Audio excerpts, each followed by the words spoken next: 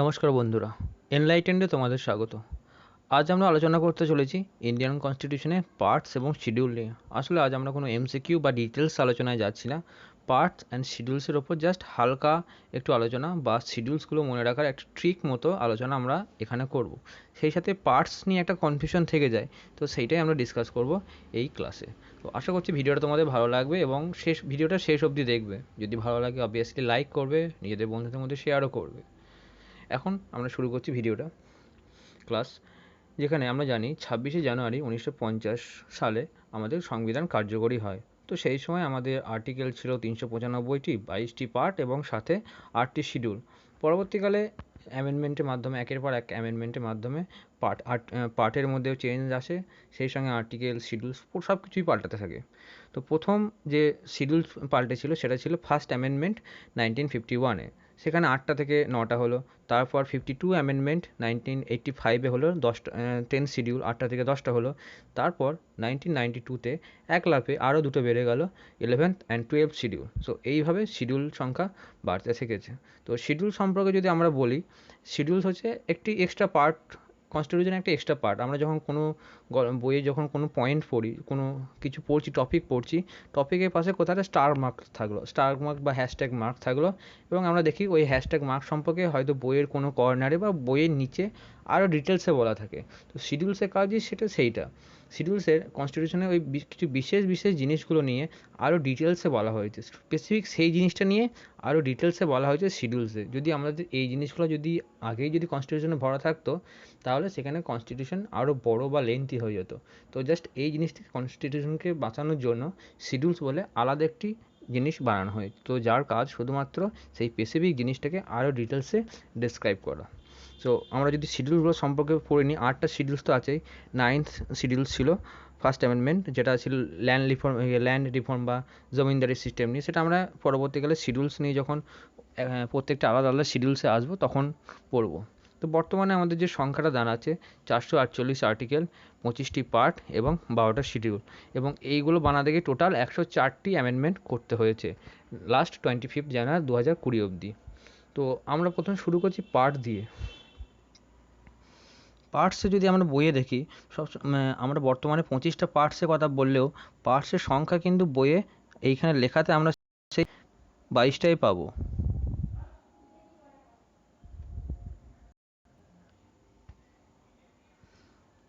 কিন্তু অন্যদিকে আমরা যদি প্রথম থেকে যাই, তো প্রথম থেকে ডিসকাস করা যায় পার্টের সংখ্যার এই কনফিউশনটা কেন। অ্যাকচুয়ালি সংখ্যাটা ওইদিকে 22টাই আছে, বাট ভেতরে চেঞ্জ করা হয়েছে, যার জন্য সংখ্যাটা 25 থেকে দাঁড়িয়েছে। আমরা যদি প্রথম কোন শিডিউল বা কোন পার্টটা বাদ দেওয়া হয়েছে সেটাই যায়, তো সেটা হচ্ছে 7th পার্ট 7th কি 7th অ্যামেন্ডমেন্ট, এটা মনে রাখার খুব ভালো জিনিস। 7th পার্টকে 7th অ্যামেন্ডমেন্টের দ্বারা বাদ দেওয়া হয়েছে 1956 সালে। তো কী ছিল এই পার্ট 7-এ? সেখানে ছিল প্রথম দিকে আমাদের যখন একদম স্টেটের প্রপার ফরমেশন আসার আগে, স্টেট রিঅর্গানাইজেশন অ্যাক্ট বা এগুলো বানানোর আগে, স্টেটের যে ফরমেশন ছিল, part A state, part B state, part C state, এরকম করে ভাগ করা ছিল। তো পরবর্তীকালে এই ভাগগুলো সব তুলে দেওয়া হয়। এক ধরনের স্টেট ছিল, হয় স্টেট নয় ইউনিয়ন টেরিটরি। তো ওই স্টেটের যে ভাগগুলো ছিল এ বি সি, সেইগুলোই ছিল মেনশন ছিল পার্ট 7-এ। সো ওই জিনিসটা যখন তুলে দেওয়া হলো, তো তখন সেখানে পার্ট 7-এর আর দরকার পড়লো না। সো এটা এই জন্যে পার্ট 7-কে তুলে দেওয়া হলো। অ্যান্ড পার্ট 7 মেনশন ছিল, আমরা নিচে দেখতে পাবো 238 নম্বর আর্টিকেলে ছিল পার্ট 7। সো এবার হলো বাদ দেওয়ার কথায়, 22 থেকে হলো 21। এবার আস্তে আস্তে যাবো আমরা অ্যাডিশনের ক্ষেত্রে।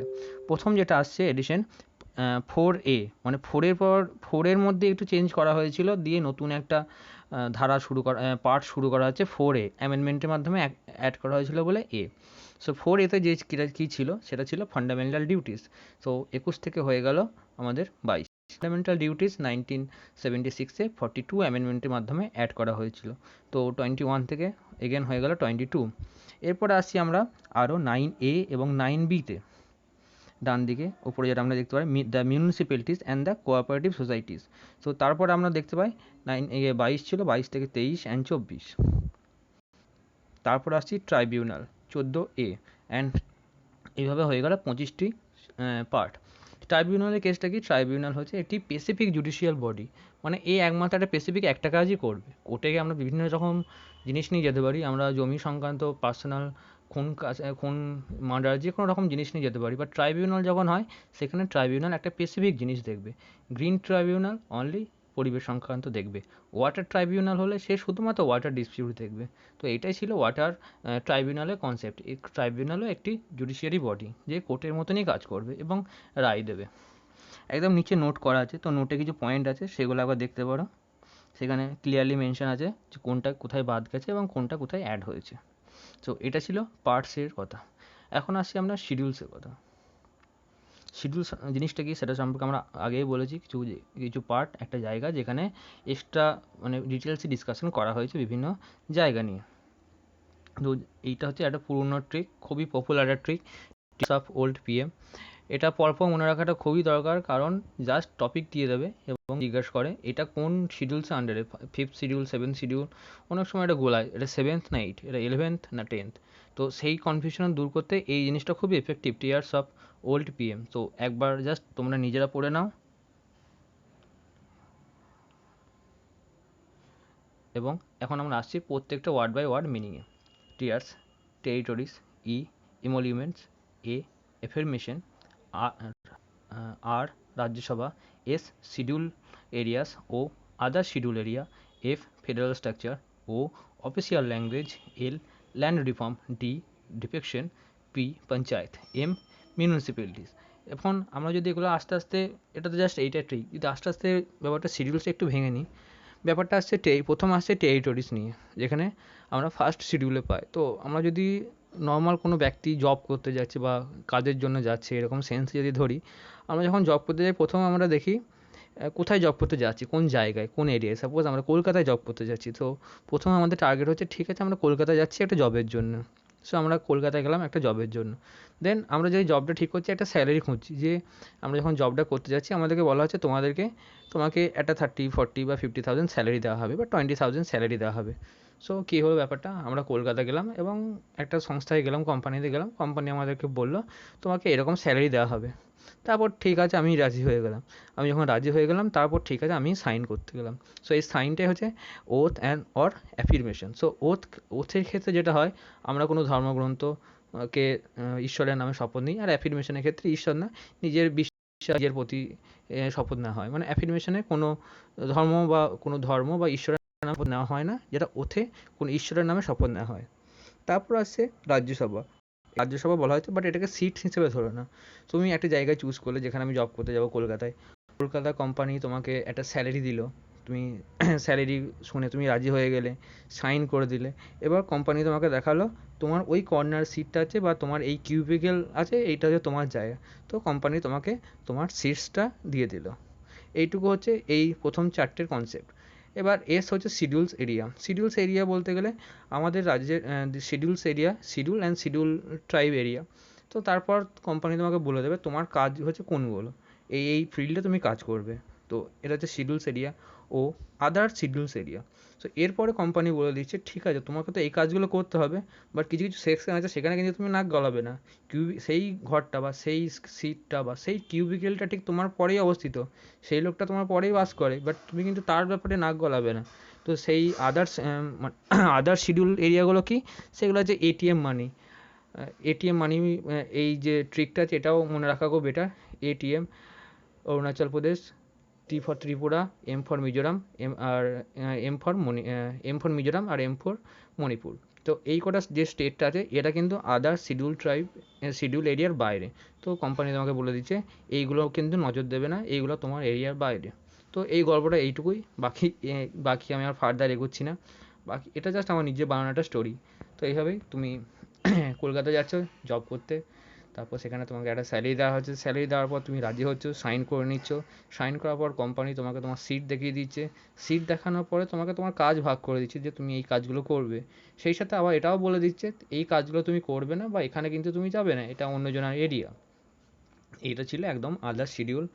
মানে মানে ছটা যে পার্ট আছে, ছটা শিডিউলস, এটা আলাদা। এবার আসি এফ, যেটা 7 নম্বর, ফেডারেল স্ট্রাকচার, যেটা কনকারেন্ট লিস্ট, স্টেট লিস্ট এবং ইউনিয়ন লিস্ট নিয়ে বলা হয়। তো এটা ছিল এফ। ও অফিসিয়াল ল্যাঙ্গুয়েজ, এখানে আমাদের 22টা অফিসিয়াল ল্যাঙ্গুয়েজ নিয়ে কথা বলা হয়েছে। L for land reform. Land রিফর্মে আমরা যেটা পড়েছিলাম প্রথমেই, ল্যান্ড রিফর্মের কেসটা এসেছিলো 9th শিডিউলে। তো 9th শিডিউলে যেটা আমরা এবার বলে নিই একটু। সেই সময় যখন ভারত স্বাধীন হওয়ার পর একটা শুরু হয় জমি অধিগ্রহণ। তো সেই সময় দেখা যায় যে জমিদার শ্রেণীর যে ব্যক্তিরা ছিল তাদের কাছে প্রচুর জমি আছে, কিন্তু ওদের কাছ থেকে জমি যদি না নেওয়া হয় তাহলে সাধারণ মানুষ বা কৃষকদেরকে দেওয়া যাবে না, কারণ প্রয়োজনে অধিক মাত্রায় জমি এক একটা জমিদার দখল করে বসেছিল। বাট সেক্ষেত্রে তো ডাইরেক্ট নেওয়ার সমস্যা, কারণ ওদের কাছ থেকে ডাইরেক্ট যদি সরকার কাটতে যায় জমিদাররা কোর্টে চলে যাবে, কারণ এরা জমিদাররা বংশ পরম্পরায় জমিদারি করে আসছে। ব্রিটিশদের আমল থেকে এরা কেস কাবারই ভালো মতো অভিজ্ঞ। তো যদি সরকার অধিগ্রহণ করতে যায় চলে যাবে, কেস করতে চলে যাবে কোর্টে। তো দেখুন স্যার, আমার জমি নিয়ে নিচ্ছে, আমার ব্যক্তিগত ব্যাপার, আমার ফান্ডামেন্টাল রাইটসে হাত দিচ্ছে। তো এই জিনিসটা দূর করার জন্য বানানো হয় 9th শিডিউল। 9th শিডিউলসের গল্পটা ছিল এরকম: কোনো অ্যাক্টকে যদি বা কোনো লকে যদি 9th শিডিউলসের মধ্যে ভরে দেওয়া হয় সেইটাকে কিন্তু কোর্ট হাত দিতে পারবে না। মানে 9th শিডিউলে অ্যাড করা টপিক জুডিশিয়াল রিভিউয়ের বাইরে। সো যদি জমিদারির যে সিস্টেমটা আছে, ল্যান্ড রিফর্ম বা ল্যান্ড জমি অধিগ্রহণ, এটাকে ভরে দেওয়া হলো 9th শিডিউল। তো এতে কী হলো, জমিদাররা পুরো টাইট, ওরা কিন্তু কোর্টে গিয়ে আর বলতে পারবে না দেখুন এটা তো আমার দাদুর আমলে জমি, কোর্ট সরকার নিয়ে নিচ্ছে। সো এই জিনিসটা পুরোপুরি বন্ধ হয়। পরবর্তীকালে আমরা দেখতে পাই 1973 সালে এটার পরে নতুন জাজমেন্ট আছে, যখন বলা হয় যে না, 1973 সালের পরে যাই আসবে অ্যাক্ট, ল যাই আসবে সেটা কিন্তু জুডিশিয়াল রিভিউ হবে, কিন্তু 1973 সালের আগে যা ছিল সেটা জুডিশিয়াল রিভিউয়ের বাইরে। সো এটা ছিল ল্যান্ড রিফর্ম। D4 আসছে ডেফিকশন বা অ্যান্টি ডিফিকশন, যেটা আমরা বর্তমানে খুব ভালো মতো জানি। আমাদের মহারাষ্ট্রে ইলেকশন নিয়ে যেটা হয়ে গেল, কর্ণাটক ইলেকশন নিয়ে যেটা হলো, ইভেন আমরা ওয়েস্ট বেঙ্গল ইলেকশনে যেটা ভয় যেটা ছিল যে হয়তো কিছু এমএলএকে কিনে নেওয়া হবে এরকম, মানে যেটাকে হর্স ট্রেডিংও বলা হয়। তো ডিফেকশন ব্যাপারটা এরকমই ছিল। 1985 খ্রিস্টাব্দে 52 অ্যামেন্ডমেন্টে এটাকে আনা হয়, অ্যাড করা হয়। তো সেই সময় যে নেতারা একটা দল থেকে অন্য দলে চলে যাচ্ছিল, সেক্ষেত্রে সেই দল সরকারে থাকলে সরকার পড়ে যাচ্ছিল, সরকার প্রচণ্ড আনস্টেবল হয়ে যাচ্ছিল। তো সরকারের এই আনস্টেবিলিটিটা একদম কমাতেই বা বাদ দেওয়ার জন্য অ্যান্টি ডিফেকশন লকে নিয়ে আসা হয়। বাট স্টিল সেই আইনে কোনো না কোনো গ্যাপ থেকেই যায়। এখন ওটাই চলছে, বাট ওই আইনের যে গ্যাপটা থেকে যায়, অ্যান্টি ডিফেকশন লতে যে হালকা একটু গ্যাপ আছে, ওই গ্যাপটাকে কাজে লাগিয়ে এখনও এই একই জিনিস চলছে। অ্যান্ড যেটা আছে last PM Panchayati and municipality, সেটা তো আমরা সবাই জানি 92-তে 73 এবং 74 অ্যামেন্ডমেন্ট দ্বারা অ্যাড হয়েছিল। তো এই হচ্ছে আমাদের পুরো টপিক।